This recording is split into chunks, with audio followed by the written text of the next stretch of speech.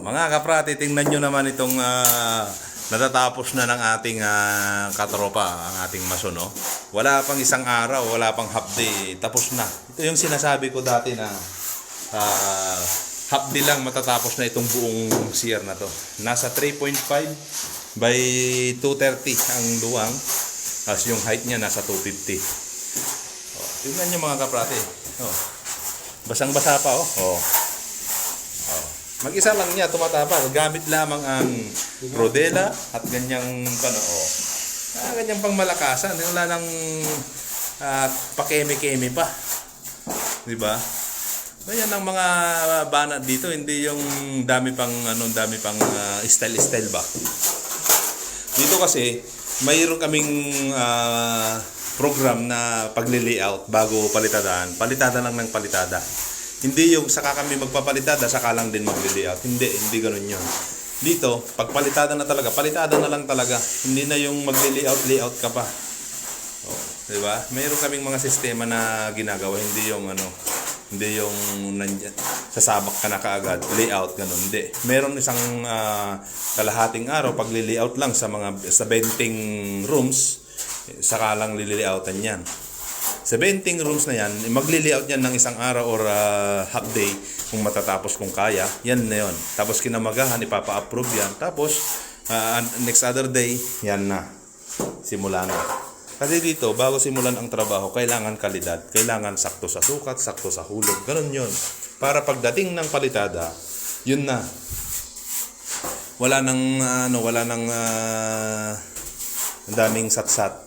Kailangan na tuloy-tuloy na. Kaya ito, tinitingnan lang na namin kapag natapos na. Kung nasunod ba yung sukat na chinek namin ulit. So yun. Ganito yung sistema namin dito. Kailangan talaga ma-fix yung mga sukat, mabantayan yung mga sukat. So ganun yun. Kahit na company ka man o solo ka man, kailangan ganun ang trabaho. Kaya yun yung mga sinasabi ko palagi sa aking mga tropa na huwag pabayaan ang sukat. Kailangan i-check. Kung kaya naman i-check, gawin na. Itama na. Kaysa pagdating ng araw, pagdating ng magiging malala. Yun. Siyempre, kapag nasanay ka talaga ng daya-daya, wala talaga. Hanggang dun na. Hindi mo na mababago yun. Hanggang sa daya na lang. Kaya masasanay ka pag gumawa ka, sasabihin mo, okay lang yan, konti lang yan. Pero pag nasanay ka sa laging tinatama mo yung pagkakamali, yung mistake mo, nag-aalangan ka na mga mapuna. Kasi dito, 2 mili lang talagang reject na kapag may 2 mili ka na na-check. Reject na.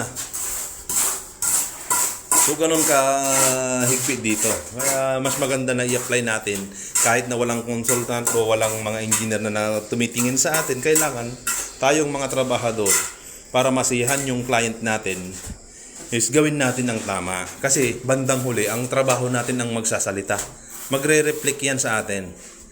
Diba? Ganun yun. Dapat kahit walang boss, walang magbabantay, kailangan natin, masunod natin sa tamang sukat, tamang hulog, kalidad sa trabaho. Yun nga yung binabayaran sa atin. Meron mang nagbabantay o wala, kailangan ang trabaho natin ay tama.